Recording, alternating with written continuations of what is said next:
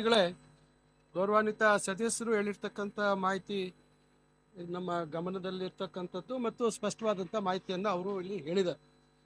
ಈಗಾಗಲೇ ತಮ್ಮ ಗಮನಕ್ಕೆ ಬಹಳ ಅಪ್ರಿಶಿಯೇಟ್ ಮಾಡಿದ್ದಾರೆ ಸರ್ ಅವರು. ಇಲ್ಲ ಈಗ ಇಲ್ಲ ತೊಂದರೆ ಇಲ್ಲ, ಪಾಪ ಅವರು ಕೇಳ್ತಕ್ಕಂಥದ್ದು ವಿದ್ಯಾರ್ಥಿಗಳ ಹಿತದೃಷ್ಟಿಯಿಂದ ಕೇಳಿದ್ದಾರೆ, ಅದನ್ನ ನಾವು ಸ್ವಾಗತ ಮಾಡಿ. ಈಗಾಗಲೇ ಅವರು ವಿಶ್ವವಿದ್ಯಾಲಯಗಳಲ್ಲಿ ಇರ್ತಕ್ಕಂಥ ಬೋಧಕೇತರ ಸಿಬ್ಬಂದಿ ಬಗ್ಗೆ ಹೇಳಿದ್ದಾರೆ. ತಮಗೆ ಗೊತ್ತಿದೆ, ಮಾನ್ಯ ಮುಖ್ಯಮಂತ್ರಿಗಳು ಶುಕ್ರವಾರ ಆಯವ್ಯಯ ಮಂಡನೆ ಮಾಡಿದಂಥ ಸಂದರ್ಭದಲ್ಲಿ ಬಹಳ ಸ್ಪಷ್ಟವಾಗಿ ಹೇಳಿದ್ದಾರೆ. ಕಳೆದ ವರ್ಷ ಕೂಡ ನಮಗೆ 2,000 ಹುದ್ದೆಗಳನ್ನು ನಮ್ಮ ಕಾಲೇಜು ಮತ್ತು ತಾಂತ್ರಿಕ ಶಿಕ್ಷಣ ಇಲಾಖೆಗೆ ಭರ್ತಿ ಮಾಡುವಂಥದ್ದಕ್ಕೆ ಅವಕಾಶ ಮಾಡಿಕೊಟ್ಟಿದ್ರು. ಕಾರಣಗಳು ಗೊತ್ತಿದೆ ಎಲ್ಲರಿಗೂ, ಈಗ ವಿಳಂಬ ಆಗಿದೆ. ಈಗ ಅದರಲ್ಲಿ ಸುಮಾರು ಹೆಚ್ಚು ನಾವು ಆದ್ಯತೆಯನ್ನು ನಾವು ತಾಂತ್ರಿಕ ಶಿಕ್ಷಣ ಇಲಾಖೆಗೆ ಕೊಡುವಂಥ ಕೆಲಸವನ್ನು ಮಾಡ್ತಾ ಇದ್ದೀವಿ. ಯಾಕಂದರೆ AICTEಯ ಸ್ಪಷ್ಟವಾದಂಥ ಕೆಲವು ನಿರ್ಬಂಧಗಳಿರೋದ್ರಿಂದ ಅವ್ರಿಗೆ ನಾವು ಅಂಡರ್ಟೇಕಿಂಗ್ ಕೊಟ್ಟಿದ್ವಿ, ನಿರ್ದಿಷ್ಟ ಸಮಯದಲ್ಲಿ ಹುದ್ದೆಗಳನ್ನು ತುಂಬ್ತೀವಿ ಅಂತ. ನಾವು ಅಂದರೆ ಹಿಂದಿನ ಸರ್ಕಾರದಲ್ಲೂ ಕೊಟ್ಟಿದ್ರು, ನಾವು ಕೊಟ್ಟಿದ್ದೀವಿ. ಈಗ ಅದರಲ್ಲಿ ಹೆಚ್ಚು ಆದ್ಯತೆಯನ್ನು ನಾವು ಪಾಲಿಟೆಕ್ನಿಕಲ್ಲಿ ಇರ್ತಕ್ಕಂಥ ಬೋಧಕರ ಹುದ್ದೆಗಳು ಸುಮಾರು 941 ಹುದ್ದೆಗಳನ್ನು ತುಂಬುವಂಥದ್ದು, ಶೇಕಡ 80% ಅಷ್ಟು ಹುದ್ದೆ ತುಂಬುವಂಥದ್ದಕ್ಕೆ ಈಗ ಕ್ರಮ ವಹಿಸ್ತಾ ಇದ್ದೀವಿ.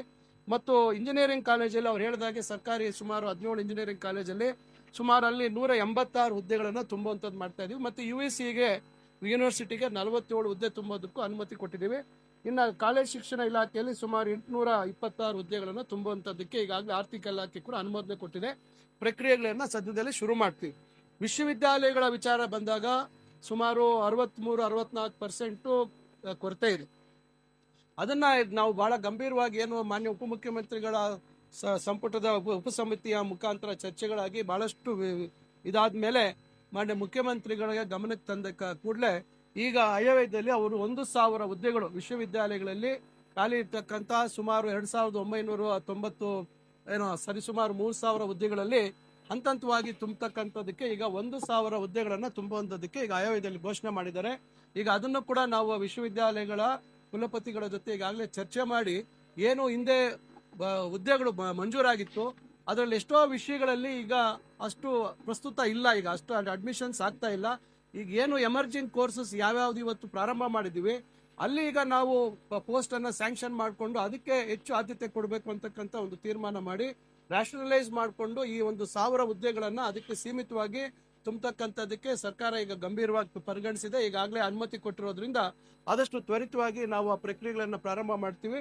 ಒಟ್ಟಾರೆಯಾಗಿ ಅವ್ರು ಹೇಳ್ತಾ ಇರ್ತಕ್ಕಂಥದ್ದು ಉನ್ನತ ಶಿಕ್ಷಣ ಗುಣಮಟ್ಟ ಕಾಯ್ದುಕೋಬೇಕಾದ್ರೆ ಅಲ್ಲಿ ನಮ್ಮ ಪರ್ಮನೆಂಟ್ ಫ್ಯಾಕಲ್ಟಿ ಇರಬೇಕಾದಂಥದ್ದು ಬಹಳ ಮುಖ್ಯ. ಯಾಕಂದ್ರೆ ಸಂಶೋಧನೆ ಮತ್ತೊಂದು ಇವೆಲ್ಲ ಮಾಡುವಂಥದ್ದಕ್ಕೆ ಪರ್ಮನೆಂಟ್ ಫ್ಯಾಕಲ್ಟಿ ಇದ್ರೆ ಮಾತ್ರ ಆಗುತ್ತೆ.